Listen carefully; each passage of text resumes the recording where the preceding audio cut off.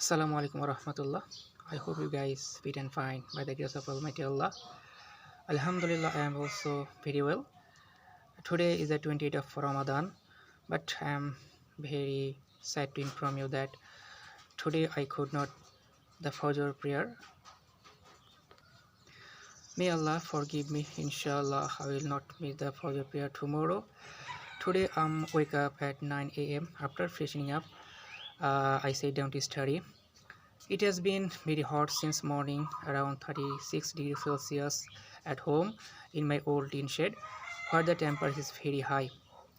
Now I am sitting on my balcony of my house and try to practicing English.